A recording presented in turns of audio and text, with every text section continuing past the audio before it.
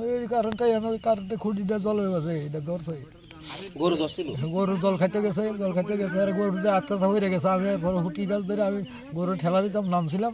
এবারে দেখি আমার ওদের কিতা জানি কথা শরীর বেদ সুদের মতন। এরপরে হুটি গাছটি ধরাতে আছে, দুই হাতে উঠে আসি। মানে কারেন্টের তারটা কি পুকুরে ফুরে আসলো? পুরো লাগুন না।